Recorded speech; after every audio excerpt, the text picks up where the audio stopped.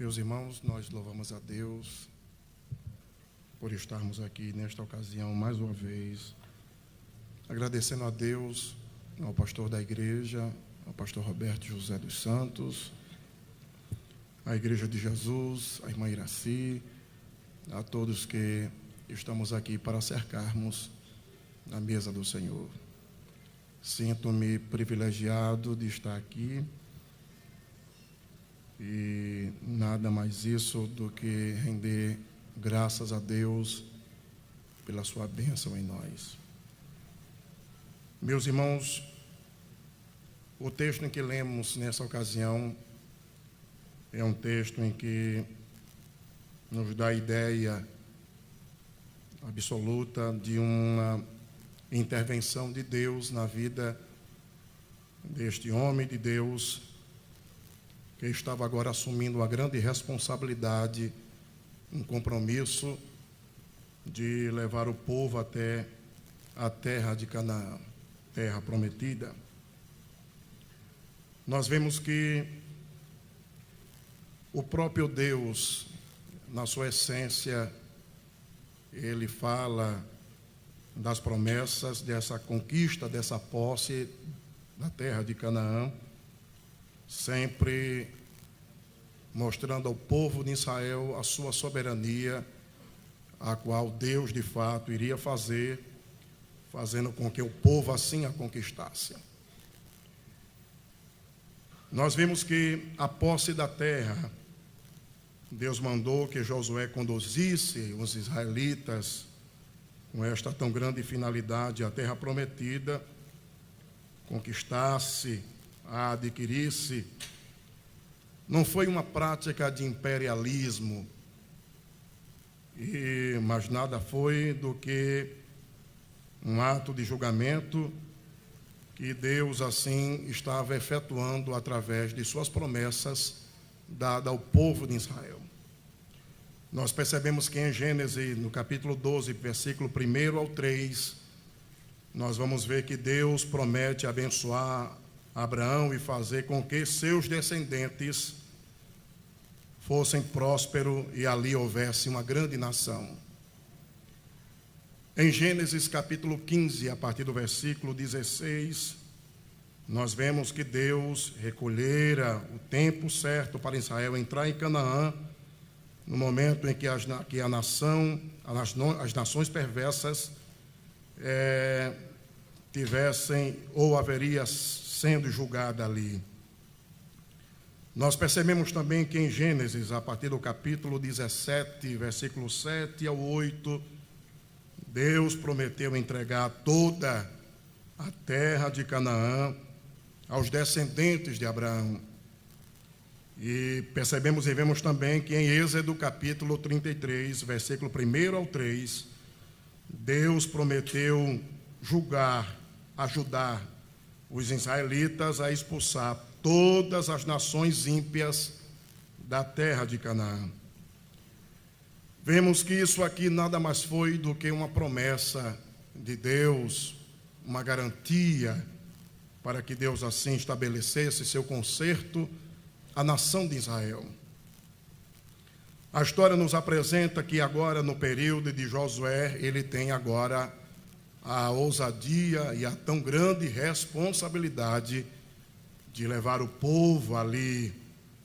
E com isso, os irmãos percebem, conhecem de fato o texto em que ele enviou 2 homens para adentrarem na cidade, para verem as dificuldades, as estratégias, qual seria de fato a conquista, sabendo em que o próprio Josué conquistou outras cidades, além da própria Jericó, enfrentando também outros povos cananitas em que ali estavam. Percebemos e vemos que, com isso, a gente vê que os homens adentram a cidade e soube o rei de Jericó que esses homens agora foram à cidade e adentraram na casa de Raabe, uma mulher meretriz que ali estava. A história, texto nos diz que ele agora envia uma mensagem a Raabe dizendo que ela agora estava acolhendo aqueles homens em sua casa, e certamente seu exército estaria ali para entrar, para levar aqueles homens a julgamento, certamente à morte, e daí por diante. Com isso, a história, o texto nos diz que ela, percebendo isso, ela vê alguma coisa de Deus na vida daqueles homens. Ela fica agora impressionada, ela percebe que alguma coisa, e de fato, alguma curiosidade a desperta de uma proporção imensa para que ela guardasse aqueles homens. E com isso ela preserva junto ao telhado de sua casa, cobre com os linhos em que ali estavam, e quando fizeram a revista, nada encontraram, aqueles homens partiram. Mas acredito que houve assim uma ameaça ou algo para a persuadir, dizendo: você escapou por essa, você não era para agir de uma maneira dessa, alguma coisa semelhante a isto. Mas para que Raabe tomasse agora aquela oportunidade e esse tipo de ação, uma atitude para proteger aqueles homens, alguma coisa estava agora causando agora espanto e uma admiração em sua própria vida. Com isso, antes daqueles homens dormirem, aqueles homens passaram ali 3 dias sobre o telhado, sobre a sua vigilância, e com isso, antes daqueles homens dormirem, ela sobe e fala com aqueles homens, dizendo: eu quero saber de vocês alguma coisa que desperta o nosso ser, o âmago do nosso coração, de nossa vida, em que nós sabemos que o Deus a quem vocês servem, e é o Deus que vos deu esta terra. Abrindo parêntese aqui, ela diz: nós sabemos que o Deus a quem vocês servem, Ele deu essa conquista na terra de Canaã a vocês. Nós sabemos, não existe mais um sossego. Todos nós estamos com o coração amedrontados aqui. Nós sabemos que o Deus a quem vocês servem causou tanto pavor em nós por causa da presença de vocês, que todos os moradores de Jericó estão perplexos, estão amedrontados com isso, e não há ânimo algum diante de vocês, porque o Deus a quem vocês servem impressiona, é o Deus que está sobre tudo e em todos, o Deus que tem o domínio sobre tudo e todos, o Deus que tem o controle de todas as coisas. E nós aqui estamos amedrontados com isso. Não existe mais um sossego em nosso coração, porque nós sabemos que o Deus a quem vocês servem, Ele secou as águas do Mar Vermelho. Não existe um Deus sobre a terra que tem o domínio para isto fazer, se não for o Deus a quem vocês servem, o Deus de Israel. Louvado seja o nome de Jesus para sempre. Ele secou as águas do Mar Vermelho diante de vocês, quando vocês saíram do Egito, e aqueles 2 reis amorreus imperialistas, a qual se levantaram contra o povo de Israel, Seom e Og, e Deus destruiu aqueles homens que estavam tentando criar objeções contra vocês. Deus destruiu, tirou do caminho. O Deus a quem vocês servem tem o domínio e a força para fazer aquilo que Ele quer fazer. Aleluia. Eu quero aqui abrir um parêntese para que a gente entenda uma coisa aqui. Porque você se preocupa, porque você está com medo, porque você está amedrontado com as coisas que ocorrem. Não se preocupem, porque o Deus que está com você vai adiante de você para te proteger. Aleluia. Aleluia. Jesus estará aqui entre nós. Aí com isso, o texto, a história nos apresenta que o nosso coração está desmaiado diante de vocês. E nós sabemos uma coisa, que não existe mais ânimo algum, porque o Deus a quem vocês servem tem o domínio sobre o céu e também tem o domínio sobre a terra. Com isso, ela agora relata, ela fala fatos com aqueles homens, e ali ela faz uma aliança com eles. Ela fica impressionada. Aqueles homens agora, antes de descer a janela de sua casa, eles disseram: olha, quando Deus nos entregar esta terra, configura-te ou amarra um fio de escarlata na janela de tua casa, porque quando a nação de Israel invadir esta terra aqui, a tua casa não será destruída. Era um costume do povo, daqueles povos antigos daquela época, de quando uma nação invasora entrava em uma outra nação, eles amarravam um fio de escarlata com um sinônimo de proteção, de rendição, de auxílio. O que me chama a atenção aqui, ela está dizendo: se é para eu ter misericórdia de Deus sobre a minha casa, sobre a minha família, eu vou segurar este fio de escarlata com unhas e dentes, porque este fio de escarlata é a proteção, é a garantia, é a certeza, é a ajuda, é o auxílio, que a minha casa vai estar sendo preservada. Eu quero dizer para você aqui nesta noite: a sua casa está preservada, a tua família está preservada, a tua vida está preservada pelo sangue, pelo sangue, pelo sangue, pelo sangue de Jesus. A tua família estará sendo preservada. Aleluia.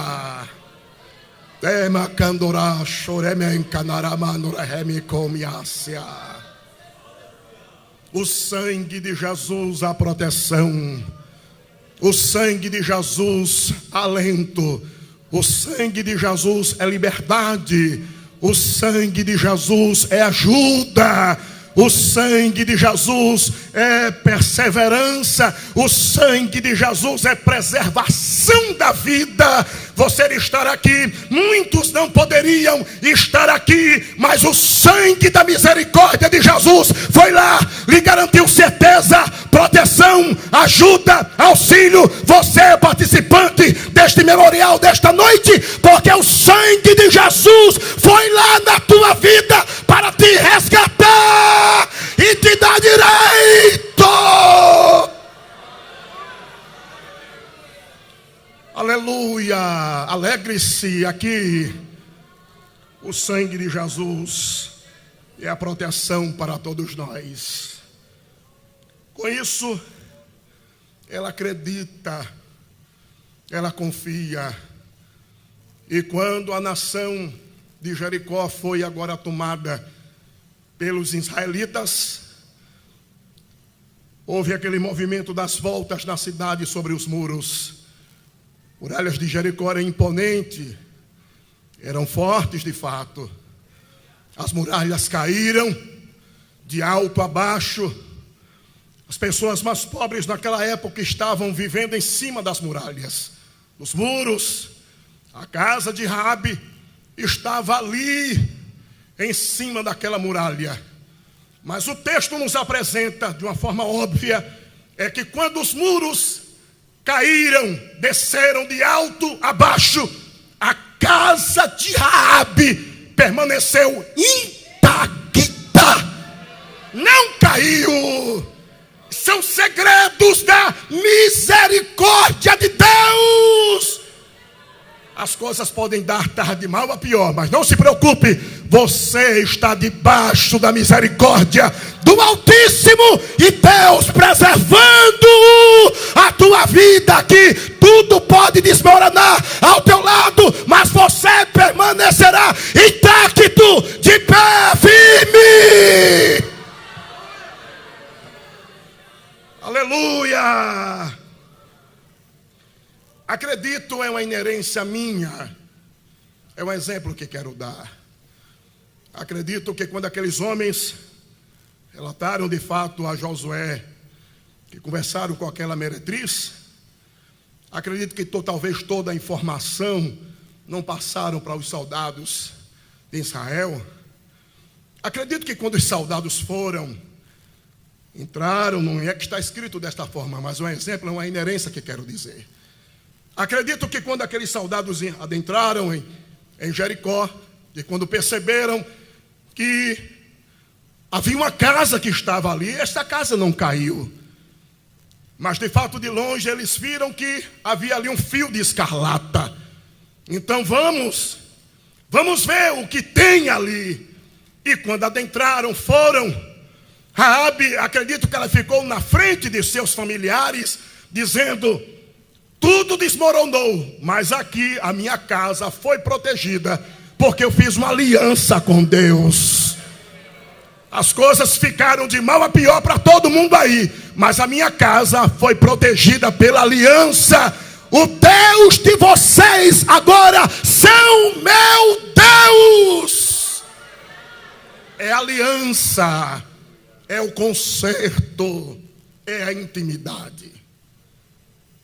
Isso não ficou somente nesses relatos. Quando nós percebemos e vemos a história daquela mulher meretriz, inaceita, indigna pela sociedade, a gente agora percebe que Deus agora a insere na história de Jesus. Raabe, ela se tornou trisavó de Odebe. O que eu acho impressionante nessas coisas de Deus é Deus dizendo assim: meretriz, inaceita, indigna, mas eu quero dar uma história para esta mulher. Ela foi citada na galeria dos heróis da fé. Ela se tornou trisavó de Odebe. E o texto nos apresenta que a própria Ruth, o filho de Ruth, Odebe, faz parte da sua linhagem. Ou seja, cananita e moabitas, sem direito algum à herança. E Deus dizendo: olha aí, quem confia na minha palavra, eu insiro na história, eu dou o legado, eu transformo, efetuo da forma que quero.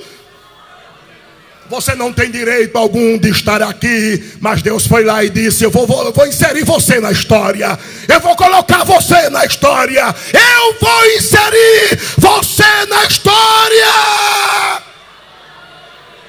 Canto magaramandara show baramácia. Sinta-se privilegiado aqui nesta noite, porque você está sendo inserido na história de Deus. Raabe é mencionada, é prescrita, sendo trisavó de Odebe. E a história aí não para somente nesse momento, nessa ocasião. Deus agora efetua coisas cada vez mais em sua própria vida. Aqui nesta ocasião, acredite no seu Deus e saiba que você só está aqui porque houve a perseverança da vida na sua vida. Nós aqui não somos melhores do que ninguém, somos dependentes da ajuda de Deus. E saiba de uma coisa: que você foi inserido na história de Deus. E sinta-se privilegiado com isso. Levante suas mãos para adorar a Deus aqui. Aleluia, aleluia, aleluia. Bendito seja o seu nome para sempre. Amém. Que o conhecimento é capaz de mudar a vida de quem lê, a gente já sabe. E que livro você pode comprar em qualquer livraria. Mas nós transformamos 100% do nosso lucro em mudança de vidas, através da ação social, evangelismo e missões. Ao adquirir qualquer um de nossos produtos, seja presencial ou à distância, você está investindo em alguém. Na próxima vez que você for comprar livros ou artigos evangélicos, não vá em qualquer lugar. Vá na Livraria Arca Missionária. Uma nova história começa quando você compra aqui.